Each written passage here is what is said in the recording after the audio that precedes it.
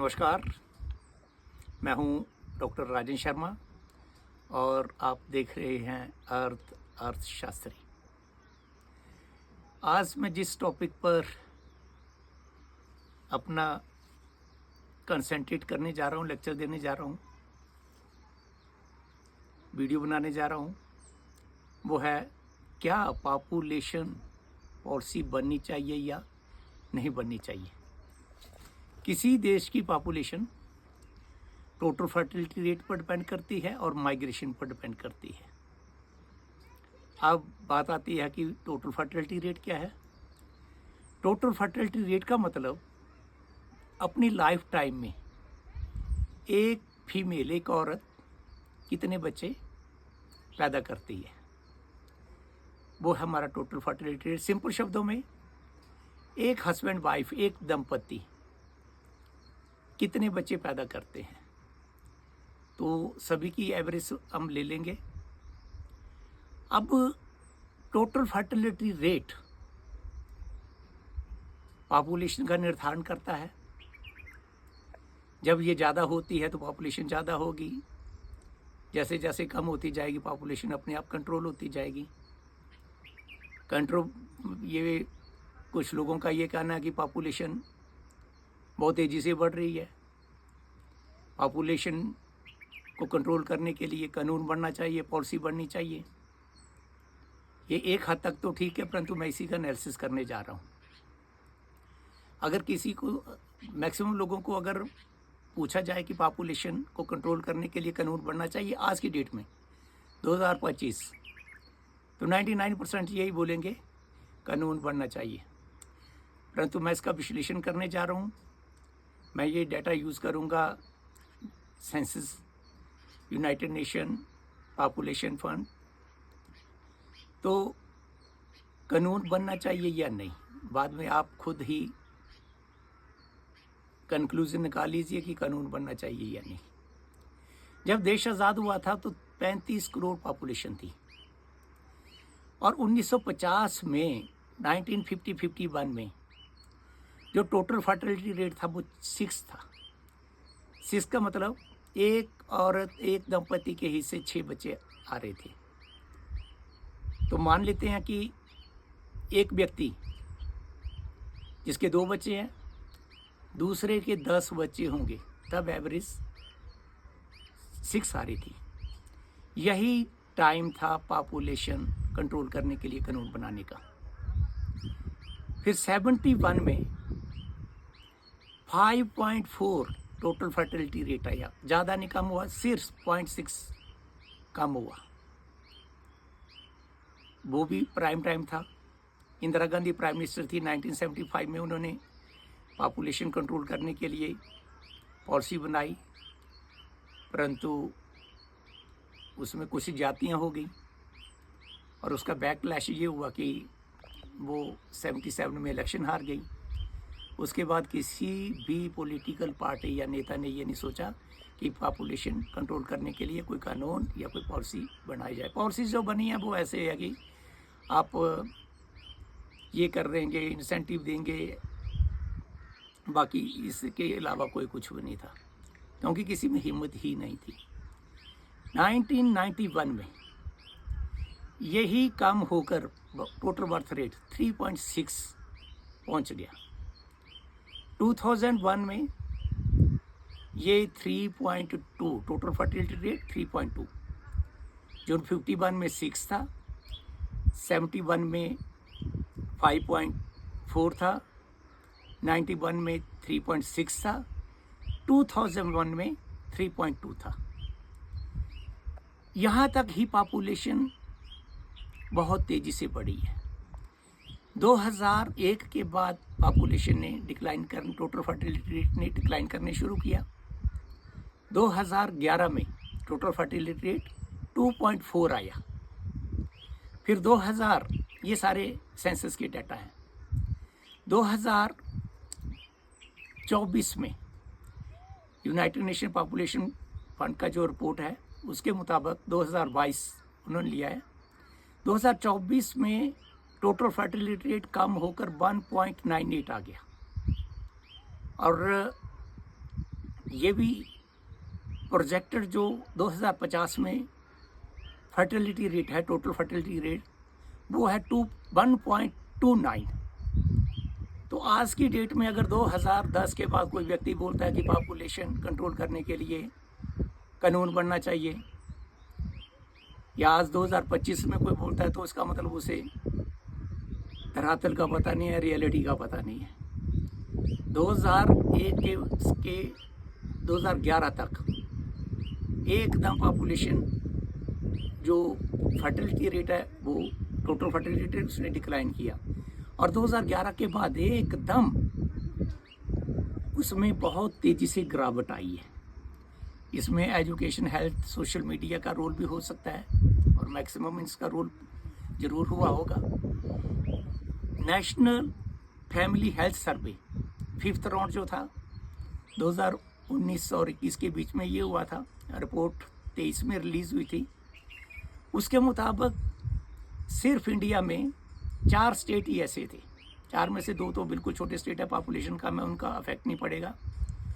उनकी रिपोर्ट के मुताबिक बिहार का टोटल फर्टिलिटी रेट 3, यूपी का टोटल फर्टिलिटी रेट 2.4, मेघालय का टोटल फर्टिलिटी रेट 2.9 और मणिपुर का 2.2। बाकी जितने भी इंडिया के स्टेट्स हैं उनका टोटल फर्टिलिटी रेट 2.1 से नीचे है। हम रिप्लेसमेंट लेवल लेते हैं 2.1। इस वक्त जो टोटल फर्टिलिटी रेट चल रहा है वो चल रहा है 1.98। अब ये रिप्लेसमेंट के नीचे है। अब मेरा ये कहना है, एक तो पॉपुलेशन ठीक है बढ़ रही है, परंतु डिमिनिशिंग रेट से बढ़ रही है। कुछ जैसे यूनाइटेड नेशन पॉपुलेशन फंड और कुछ और जो रिसर्च इंस्टीट्यूशंस हैं, उनके मुताबिक इंडिया की पॉपुलेशन 165 से 170 करोड़ तक पहुंचेगी 2050 तक। परंतु मेरा अपना अनुमान ये है कि जिस तेज़ी से ये 2011 से 2024-25 के बीच टोटल फर्टिलिटी रेट गिरा है, ये 160-162 करोड़ के करीब पहुंचेगी, और उसके बाद ये स्टेबल होकर कम होनी शुरू हो जाएगी, और 2070 के बाद बहुत तेज़ी से पॉपुलेशन गिरने शुरू हो जाएगी। अब ये मुझे तो ये लगता है कि पॉपुलेशन ठीक है 160 करोड़ तक जाएगी, परंतु इसे स्टेबल रखना, टोटल फर्टिलिटी रेट को स्टेबल रखना फ्यूचर में ये हमारी जिम्मेदारी बन जाएगी, सरकार की जिम्मेदारी हो जाएगी। कारण जो मिडिल क्लास है, अपर मिडिल क्लास है, उनका टोटल फर्टिलिटी रेट 1.5 के करीब है, और अगर जो पॉपुलेशन है हमारी, जो ऑलरेडी ही ज़्यादा थी या ज़्यादा आ चुके हैं, वो पॉपुलेशन अब वृद्ध होने जा रही है। जो पॉपुलेशन आप ये देखिए कि 2023 में 2022 का तक डाटा है, 2023 में रिलीज़ हुआ था यूनाइटेड नेशन पॉपुलेशन फंड का। ओल्ड एज पॉपुलेशन 60 साल से ऊपर के व्यक्तियों की संख्या इंडिया में 14.9 करोड़, ये 10.5% बैठता है, और ये एस्टीमेट लगाया जा रहा है कि 2050 तक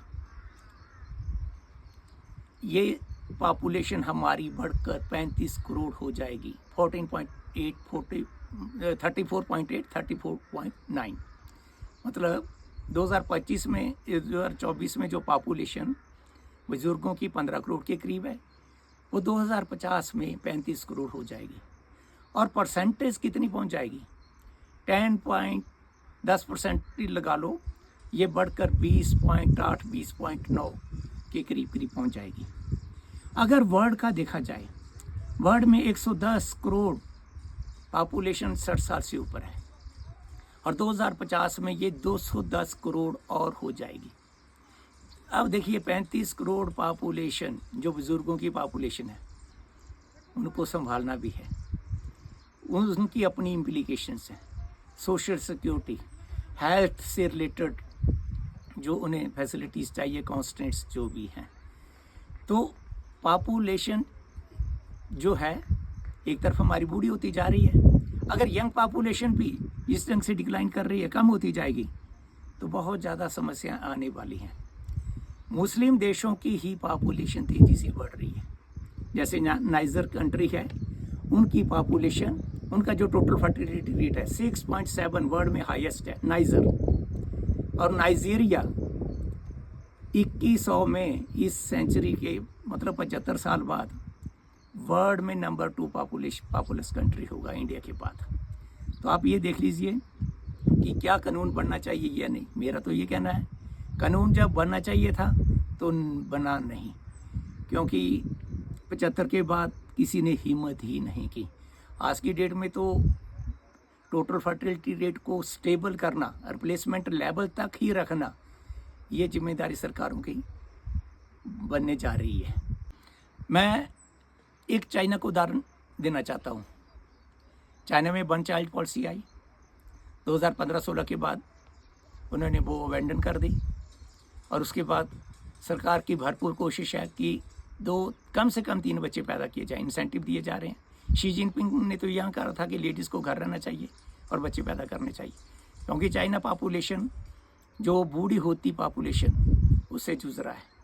अब जो नेशनल ब्यूरो ऑफ स्टैटिस्टिक्स है चाइना का, उसकी एक फिगर है 2023 की, मैं उसे कोट करना चाह रहा हूँ।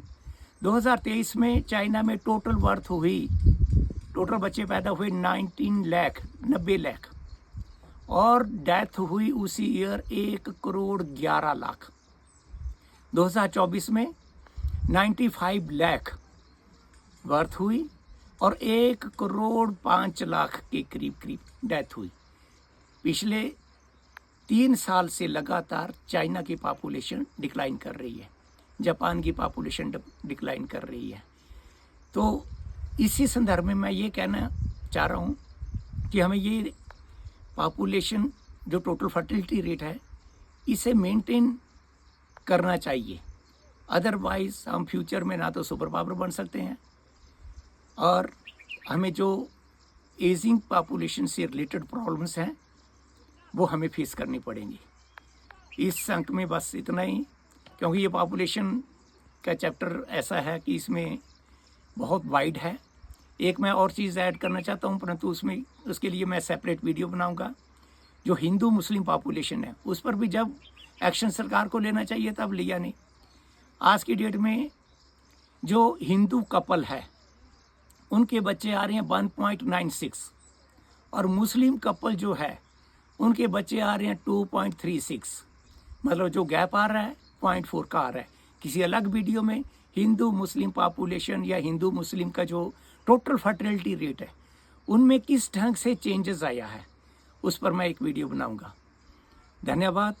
मेरी आपसे रिक्वेस्ट है कि आप ये वीडियो देखिए, शेयर कीजिए, लाइक कीजिए, सब्सक्राइब कीजिए और बेल आइकन को ज़रूर दबाइए। Thank you very much.